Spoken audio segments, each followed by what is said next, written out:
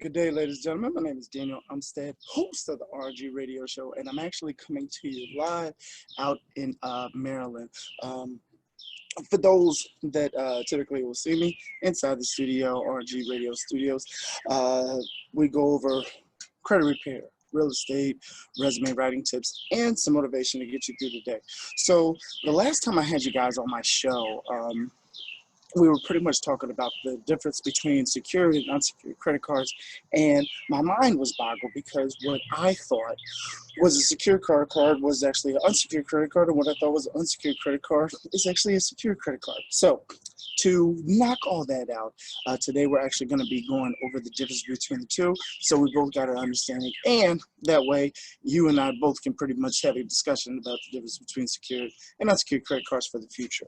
So without further ado, I had went on to nav.com, and it's nav.com, and came across this article, actually very, very recent article, July 2nd, if you will, actually swearing, said secured versus unsecured credit card, the difference between the secured and unsecured credit card for small business. So they're still pretty much applying both the same route because they're both working on building up your credit. But the main question is how they're both building up your credit. So the first one being is, what is an unsecured credit card? So an unsecured credit card is issued by a financial company. So this is like Bank of America, Wells Fargo, Chase, JP Morgan, all those financial institutes essentially acting as a lender. So they're saying like, hey, your credit for where it stands right now put you in this position to get this amount for your credit card. It is a loan. You got to pay us back. This is not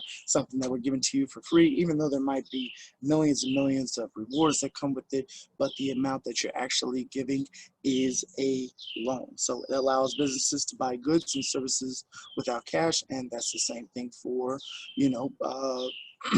personal consumers. It allows you to buy goods and services without paying cash. In a credit card transaction, the card issuer transfers money directly to the merchant, and the card holder is extended a credit for this amount. So in addition, not only are you getting the credit card, but you're also getting substantial credit that goes along with it, but it depends upon that usage. So if you're using your credit card right, using that balance correctly, then you will actually see like, oh, okay, now I see what I was supposed to be utilizing this for. The card issuer bills the card holder, usually on a monthly basis, for all the credits extended in that period, and the card holder must pay back the debt within a certain amount of time or be charged interest in the amount left unpaid. So if you got $1,000 credit limit, great. But let's say you use $500 of that. So $500 of that you are actually utilizing, that's how your interest gets tacked along, and that's how these credit card companies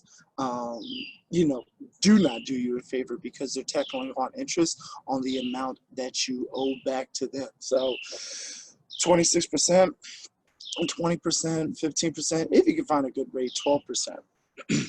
And there are, of course, some that are lower than that. So credit card issuers may offer credit card cardholders lines of credit, which allow them to borrow money via cash advance. So typically, there are times like certain small credit cards might not do that. Like I have an Indigo credit card. Getting a cash advance on that is going to be a waste of time because it's such a small amount, and it's not going to do me any good in regards to me pulling the money out, because the moment that I pull the money out, it's like double paying back. So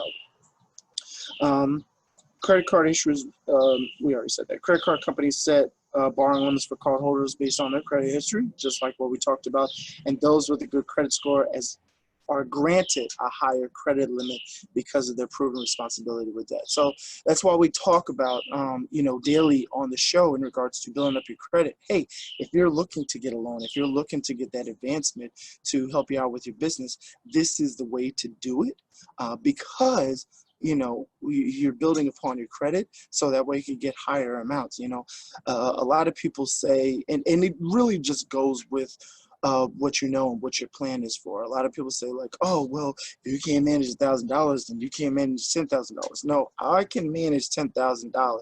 I just can't seem to manage the $1,000 that I'm already owing back. And that goes for a lot of people, once they get, because if that was the case, a lot of business owners would not be in the positions that they're at as far as exceeding in life. So understand that, you know, when you hear the concept like, well, people say that if I can't manage my $1,000, then I'm not going to be able to manage 10,000. No, no, no, no, no. When you're earning the money to cover your expenses 10 times over, then you do a whole lot more management, because in your reality, you're saying like, wait, I just made 10 times the amount that I would normally have made, or I just made 10 times the amount of my credit cards. Let me do this same practice over and over and over again. All right. Now, what is a secured credit card? Now, a secured credit card is something that the financial services company that I work with does offer to folks who are looking to build up their credit. But it's a card that's given to you, but there's a little trickery in regards to it, and we're going to go over that. So, secured credit cards offer cardholders the same convenience of unsecured credit cards in that they're able to make purchases without using cash. However, a security part deposit backs the card. So when you're actually applying for a secured credit card, you're pretty much telling that financial institution, or even me, well, I shouldn't say me directly, but you're telling the financial services company that I'm working with, like, hey, here's some money. I'm working on building up my credit, but keeping this money in my pocket is doing me no good at all. I need you to find a way to make sure that this money not only brings me up to where I need to be at in regards to building up my credit, but also showing that I have good credit right now. How is that possible? Great. So this is how it goes, folks. Cardholders must put, like I said, put down a cash deposit. Their credit limit is equal to this security deposit. So don't think that it's like, all right, well, if I get 200, you're going to get 200. We both get 400. So we make it out. No. If your deposit minimum is 200, then your credit card balance is going to be that 200. Now, folks, I don't want you to feel like, well, damn, there's no point in that. No, there is a point in this, because you're only holding on to this for maybe 5 to 6 months to build up your credit, but it has a revolving balance. And at the end, you're getting your money right back. It's not something that, oh, it just goes flying away once you're done with it. No, you're getting your money back once you actually do put the money on it. So the next round, if we do, knock on wood, get another stimulus package, instead of using that money for purchases, or even you know, focusing on other things that are outside of helping you build up your credit, take a small amount and actually put towards. It doesn't have to be through me, but it does have to be to the point where, oh shoot, that's real, folks. That's real. I just want to let y'all know that that is real. So, but it has to be to the folk. It has to be to the point where when you're putting the money in, that you're getting it right back. In addition, it's helping you build up your credit. It's not just something that's going to be sitting there in your pocket, or you're saving up to get some new sneakers, shoes, services, what have you. No, the money that you're actually putting in onto this secured credit card is building your credit back up to where it needs to be at. All right. A secured credit card lets a business with a low credit score or no credit history build credit by demonstrating responsibility and timely monthly payments. Unlike a prepaid card like a debit card, secured credit card usage is reported to the major credit bureaus, impacting the holder's business credit report. And that's even for the personal folks at home. Let's say you don't have a business, but you still are looking to get a secured credit card. By getting this and establishing this, you're able to build up your credit over a long period of time. So let's answer the question right now. Is it better to have a secured credit card or unsecured credit card? Well, altogether, an unsecured credit card is preferable because of the advantages it brings, of course. The credit limits is almost always higher than a secured credit card and is not tied to collateral owned by your company. So, yeah, by all means, definitely, who wouldn't want a card that's going to be given to them and pretty much saying like, hey, your credit, based on your credit score, you deserve a credit card of this amount. So it's like, yeah, I'll definitely take that advantage compared to with an unsecured credit card, or a secured credit card, it's like, oh, well, your balance is kind of low, or I'm sorry, your credit score is kind of low. So what's the amount that you actually want to give us so we can make this work for everybody, you know? If you are if you are unable to attain a traditional credit card, a secured credit card provides many benefits that will help you rebuild your credit or achieve a higher credit score as long as you make your payments on time. So, folks, after the 6 months, you know, you being consistent with your $300 balance, you might be able to, after that 6 months, get a better credit card because people are saying like, wow, or I should say the credit bureaus are saying, wow, this person is actually doing what they're supposed to be doing with the credit card and with their own money. You know what? Let's definitely show that score getting increased. Let's definitely show that the usage is there and the utilization is there for them to get a higher credit score. All right, so going over some quick pros and cons. The pro, easy to obtain. Of course, it's easy to obtain to show money. Credit reporting, credit card companies that issue these cards report activity to the credit bureaus, which is great. Establishes credibility. Secured card gives new businesses an opportunity to build credit in the company name. Teaches fiscal responsibility. So yeah, ultimately we're teaching you a lesson like, hey, listen, this is your money. How are you utilizing your money? And it is refundable. So that any point in time that you say like, hey, you know what, I'm ready to close this card out, instead of it closing out and be done with it, you're closing it out and you're getting your refund. Now, what I would recommend checking out is that once you do get signed up or looking to get signed up, you should be asking the question, hey, how long does it take to get my refund once I do close the account? And if they say 6 to 8 weeks, 2 months, you know, or 90 days, you want to be aware of that before getting in, so that way you're not looking at it like, well, the 6 months is over with and my credit score is up to where it needs to be at. I should be good to go. No, the opposite end is that it's like, okay, my 6 months is done. How much more longer do I need to wait to actually get this money back? All right. Cons, the security deposit. So with the security deposit, of course, you're utilizing your own funds. The fees that come with it, yes, there are still fees because you got to understand, you're practicing with your own money in regards to making interest payments. So when a credit bureau sees that, it's like, wow, they're looking to make interest payments on their own personal credit. Yeah, we're going to continuously build this up. And then there are no perks, and then of course there is nothing guaranteed, you know. So with anything, and this is something brand new to me as well, so even if you do, and a lot of secured credit card companies will still do this, it just might not be the right one for you. But some of them are saying that, you know, it's not a guarantee that you do get approved for a secured credit card. And it's like, well, if I'm utilizing my own money, if I'm working on the objective of building my own credit, if this company doesn't help me, then definitely in the next company. We do 100% approval rate with it, but you will need to call or check in with me to see actually when, to see actually when that balance is available. So in addition, because we're pretty much wrapping up here.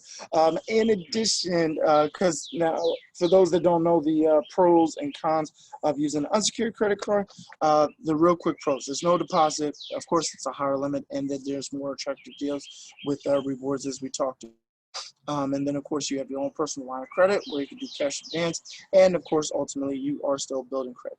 Now, the cons: it's hard to get. It allows you to do overspending. There are fees. So, Dan, you're telling me that there's fees either way? Yes, there are fees either way. Future impact: responsible use of the credit card when reported to the credit bureaus. All right. So, folks, if you're looking to say to yourself, hey, how can I apply for a secured credit card, or how can I apply for an unsecured credit card? Come talk to me, 267-702-3756.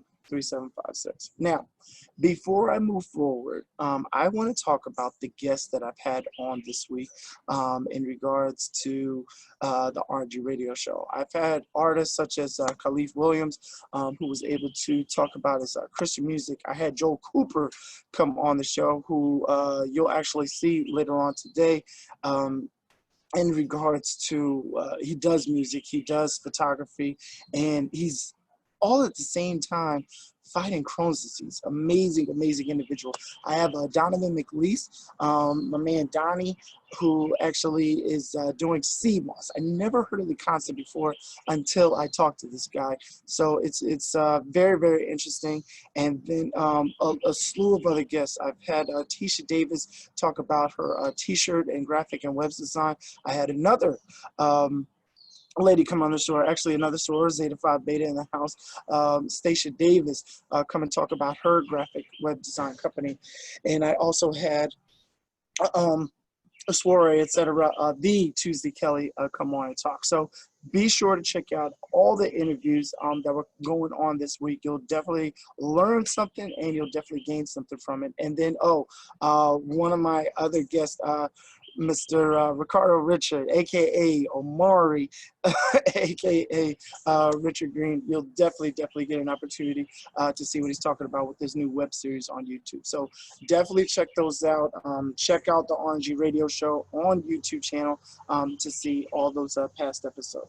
Now, my next one that I wanted to talk to you guys about is the 5 benefits. You know, a lot of people say like, well, Dan, you know, do I need my license? No, you do not need your license to get into real estate. You don't need your license at all to conduct real estate transactions. That's both from the seller side and that's both from the buyer side, folks. There's concepts of wholesaling. There's concepts of, you know, referral fees as far as bird dog and getting fees for that. So please don't ever think that it's like, well, Dan, how can I break into real estate? Don't I need my license? Technically, you do not, because people do it all the time. And it's something as simple as basic, you know. I have a cousin who wants to sell their home, and but they are pretty much just trying to get rid of it. Oh, okay. Well, I know an investor who wants to purchase that said home, but they're willing to pay maybe $5,000 above it because they know the great value that's going to be returned to them. So cousin says, I want to sell the house for $60,000, get rid of it. I just want to be done with it. You yourself say like, hey, okay, cool. So I'll sell it for $65,000 to the next high bidding investor. And the investor says like, yeah, I'll pay $65,000 for it. So when it comes to closing, folks, when it comes to closing, that $5,000 difference goes back to you. So there was no license involved. There was actually no training classes involved. There was just the simplicity of it all. Now, are there things that go along with it? Yes, by all means. But if you'd like to know more or get more details on it, give me a call, 267-702-3756. But without further ado, but Dan, I want to expand it to something more greater. I want to have my own brokerage. I want to be able to get a commission. I want to be able to, you know, have a team of real estate agents under me. You know, I want to get to a point where I'm being licensed in various states, so that way I got my backing. Oh, well, here's some 5 benefits that can help you out and give you a reason for it. So ultimately, the benefit of a real estate license are questionable. You know, unquestionable, as I said. As far as I'm concerned, the advantages that come with the real estate license are well worth the time, effort, and money it would cost to obtain it. So, yes and no, but we're going to listen to J.D. Isayajan. You can actually follow him. It is at JDESAJIAN, and the article that he has on fortunebuilders.com is benefits of a real estate license. You can't ignore them. So, top 5 benefits. Let's see here. So the first one is extra income. Now, we already talked about the difference between the income with doing wholesaling compared to doing real estate, you know, but the income that you get in regards to being a realtor is that you can do both. So if your cousin, let's go back to your cousin. If your cousin says like, no, I really just want to sell the house. I actually want to get the full value of it. I want to put it out on the market.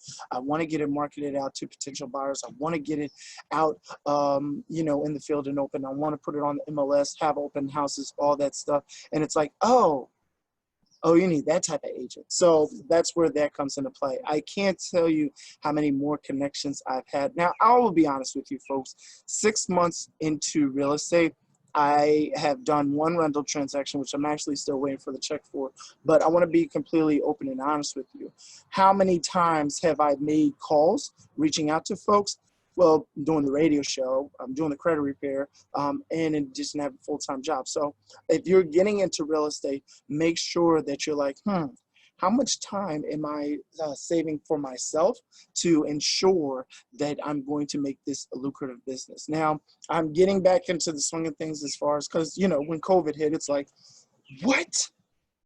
oh, that means I can't do nothing, right? Because there were so many rules that came along with, well, you can't go outside. If you do go outside, you got to wear a mask. But if you're showing a house, you don't have to wear a mask between 1 and 2. But once 2 o'clock comes around, you can stop wearing the mask. But unless it becomes 2:05, then you can't wear the mask anymore. So because there were so many confusing items, I'm like, I'm just going to sit back and focus on other avenues until this gets clear. So definitely see something coming from me, definitely within the next month or two, that I will be back out there and making my grind. I think the best realtor that actually told me that and committed to that was Kyle Celestine. He's with KW Philly, definitely a remarkable agent. But I remember talking with him initially and asking him like, hey man, you know, because brothers got to stick together. I'm like, hey man, how good is this business? Because I don't want to be coming in here and thinking that I can't make it in. He said, he's like, it's all about your time and what you put into it. And he had even said to himself, he's like, man, I just had a baby, so I've been doing this part-time, but I am looking to get back in the swing of things, making myself known. And I was like, okay, all right. So I stood back. I think within a month and a half, this man was doing back-to-back postings. Like, my contract has been signed, listing is up, showing pictures and stuff. So I was like, oh, he wasn't kidding. So he pretty much just needed to make sure the baby was asleep during those times. But there's benefits to it. You know, there's definitely advantages to it in regards to the commission side. But you got to put in the work. Same thing with wholesaling. You still got to put in the work. You're not going to have a bunch of cousins or relatives saying like, hey, Dan, can you sell my house? And I also don't need the full value of it. I just need an investor to come in and get this off my hands. Do you know of anybody?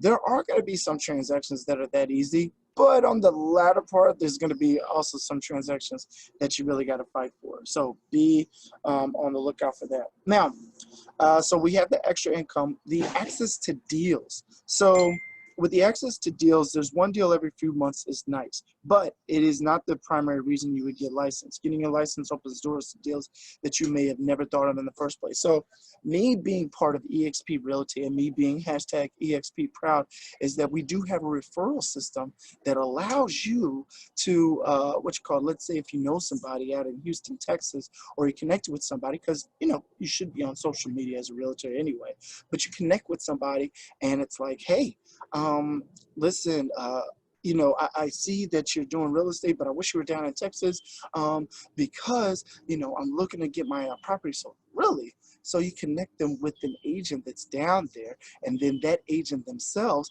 is actually saying like, oh yeah, definitely, I'll definitely take care of them. So then you get a referral fee from them. Okay, there's other benefits to it with EXP Realty. If I start recruiting agents, the money that they make, a portion of that goes to me in addition to some stocks. So there's so many benefits. And if you're looking to become a realtor or interested in becoming a realtor, give me a call, 267-702-3756. New contacts. Now, you should be already networking already. If you are a business owner of any sort, you should be making those connections because you cannot get anywhere without making a connection. Your business does not thrive upon you yourself and people just looking at you and saying like, oh, I need to give him $1 million right now. No, people are giving you money because of what you have to offer and what value you have to offer. So don't think that it's like, oh, well, Dan said that all I had to do was put my face on the screen or record myself and then I'm good to go. No, your contacts and connections that you make help your business grow. My guests on the show help my business grow. The viewers at home help my business grow. You know, the subscribers to the YouTube channel help my business grow. So with that being said, make those new connections, make those new contacts, get yourself on LinkedIn. I swear LinkedIn needs to give me a call. Say, Dan, I heard you keep talking about us every single day on the show. How can we go about doing this? So I want to make sure I'm actually wrapping this up because I didn't realize that it is time for grass to be cut. So, oh, it's actually next door. So, the disadvantage of a real estate license, there are many benefits, but the main disadvantage is honestly making those connections and getting to where you need to do. So we're actually trying.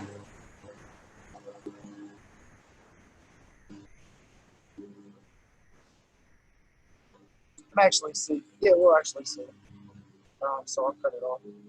So we'll just go in and out. So just take advantage of the market, folks. Take advantage of what you're going to be coming across. Take advantage of how you're pretty much going to put yourself out there, and take advantage of the many reasons to get your real estate license. You know, we talked about, you know, um, what is it? The commission, as far as that extra income. We talked about the connections that you'll make. We also talked about the new contacts. So I'll actually put it aside.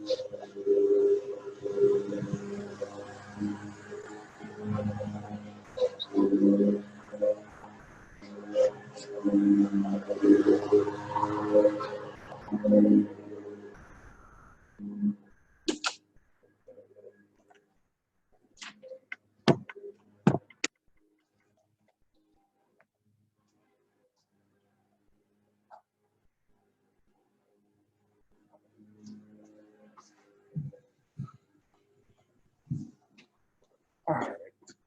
So apologize about that, folks. It was nice outside, but definitely needed to be cut short. So we were talking about the 5 advantages in regards to, or top 5 benefits of being a real estate agent. So the list of them is simply this: you can earn extra income, and that's pretty much on both ends of the spectrum. But the extra income is going to be from deals that you're not expecting from. You're not going to expect that, you know, the realtor that you signed on, and this is through EXP. I'm not sure about any other brokerages or what others have to offer, but I'm just letting you know through EXP. So the extra income, one, you're getting stocks as part of the market share for every house that you do sell. So that's one amazing thing. You'll gain access to more deals. The more deals in regards to making those connections through social media and actually reaching out and talking with folks in regards to, you know, making connections out in Los Angeles, Houston, Texas, to benefit yourself in the long run. So you might think to yourself like, well, it was just a referral. Well, that referral fee definitely comes with the price. And on top of that, you know, getting that referral through somebody who's also an EXP agent is even that much better.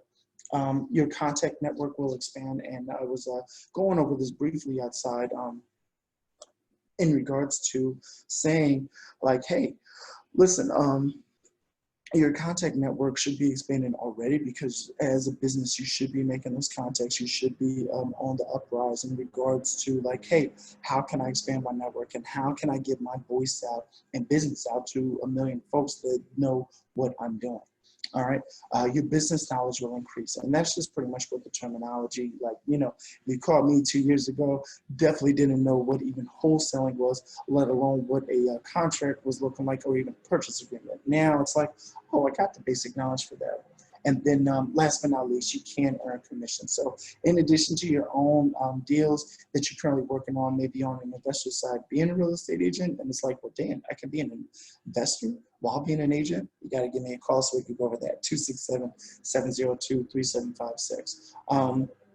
And then, but yes, the commissions that you make through your brokerage, but the advantage that you have is that once you do become your own brokerage, all that money just goes directly towards you when selling the house, instead of it being split up with the brokerage. So those are the advantages. Those are the growth aspects of license. Eventually, your own brokerage. And the main focus of you being a real estate agent is so that you build your own company, is that you build your own brand to where it needs to be at. All right. Now, last but not least, my girlfriend has been doing exceedingly well in regards to interviews that she's had with some apartment complexes. Now, for those folks in the Philadelphia area, if you know of anybody that is in need of a leasing consultant, she doesn't have a license, but is in need of a leasing consultant, give me a call, 267-702-3756. She has a stellar resume, but like I said, probably by the time that you are looking at this, you'll probably already be working up here, and you'll be like, oh, man, Dan, I have definitely a great opportunity for you. So no worries on that. But the other side of it all is that I wanted to go over her steps and process as far as her succeeding in regards to getting this job. So I already talked about, you know, after the interview, you should immediately send out thank you letters, and that should be either via email or by all means, it should be done by hand. Now, I'm not saying that you're writing it out but I'm actually saying that you're typing it matching the same format as your cover letter / resume and signing it at the bottom. So that means the handwriting it out. So after the thank you letter, you should be following up. The key of the thank you letter is not so much to say like, hey, thanks so much for your time today. No, it's giving me a reason, an actual reason to follow up instead of me just saying like, hey, what's the status of my application? Or how well did I do on the interview? No, I was just calling to make sure that you receive that thank you letter. So there's some rules and trips to that, but we're going to go over those together. So I went on livecareer.com, and the article is when and how to follow up after an interview.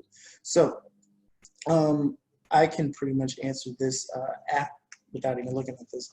So when you should be following up after an interview is honestly 48 hours. Give them 48 hours. Now, if you've got a strong sense and feeling, especially if they tell you straight to your face, hey, we'll be looking to make a decision by tomorrow afternoon.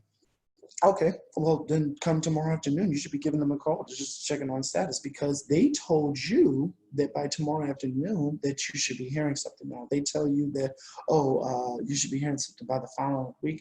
Then definitely by all means, you want to do like a 48 to 72 hours to check in on the status of your application if you didn't do your thank you letter. And that's merely picking up the phone or sending an email. I find it best with those if they do say like, oh, a week after, that you just drop a voicemail. Now, I'm not saying that you got to go on Slide Broadcast and actually make a voicemail that immediately goes to the inbox of the scheduled time. No, I mean actually just calling first thing in the morning to their office and just leaving the voicemail there. So that's what I mean by that. The other thing, or the tips I should say, for the interview is address the person that you're emailing by their first name. So there should really be no hello miss or dear miss or dear mister. No, it's hello Kathy, hi Michael, hello Jack, and then going straight into it, because you've already established a formal conversation and a formal meeting. Now we're just doing a follow-up. So your follow-up is still professional, but at the same time slightly informal, because all you're doing is trying to get your point across. Hey Jack, just want to follow up on the status of my interview that we had on Monday of this past week, and if there was any further information needed.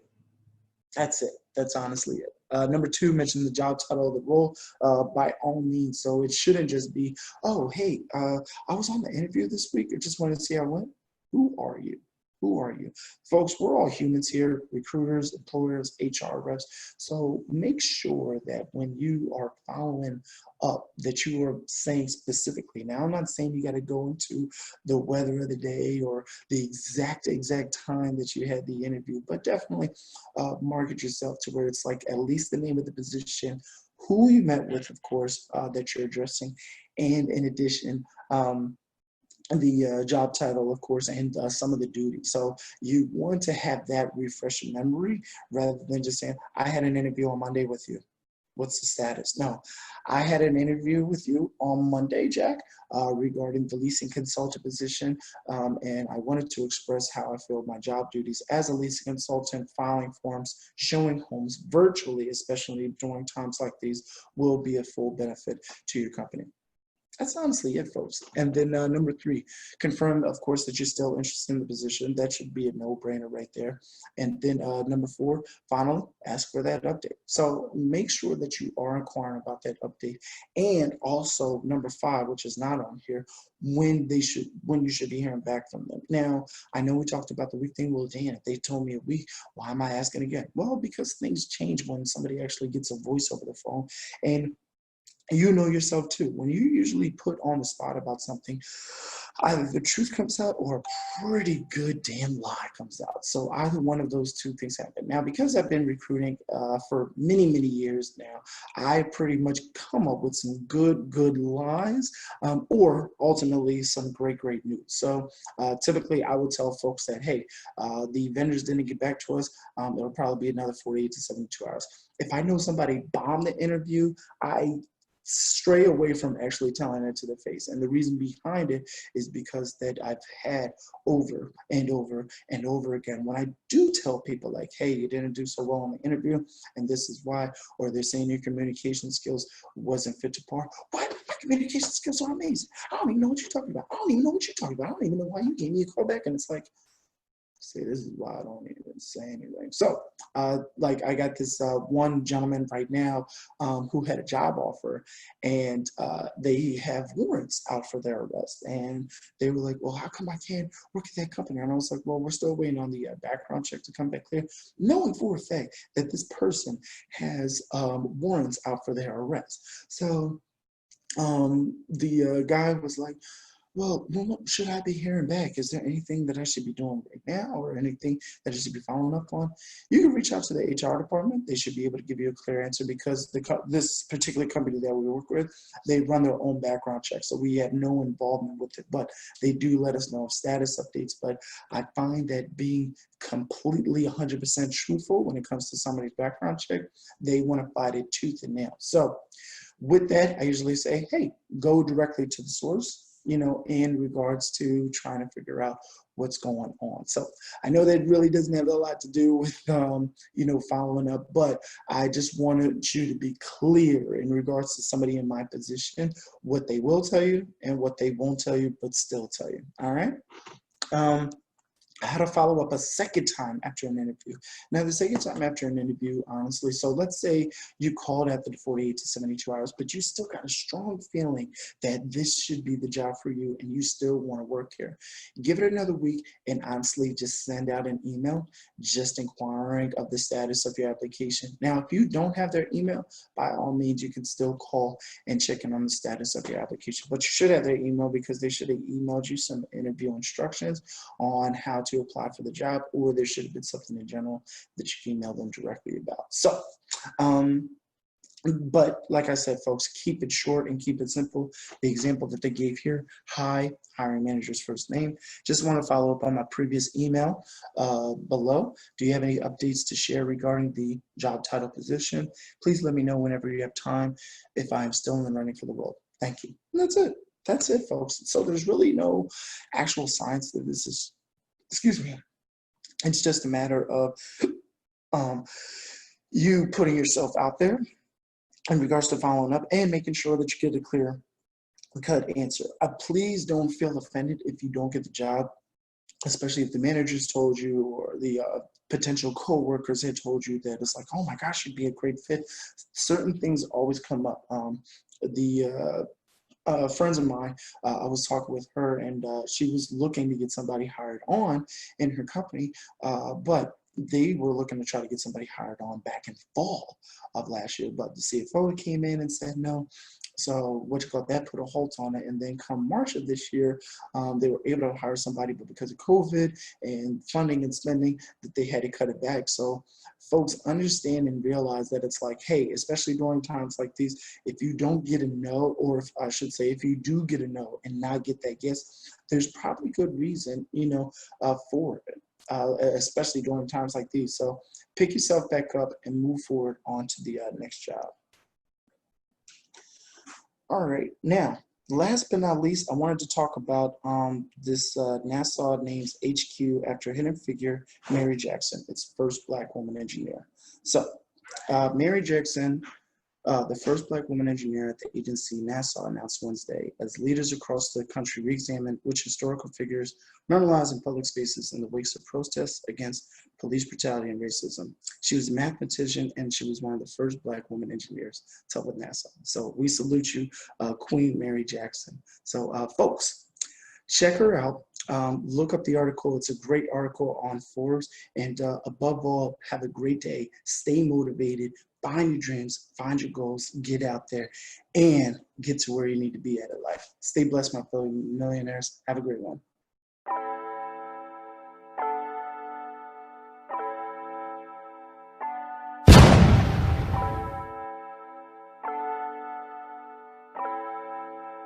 Fleslet on the beat.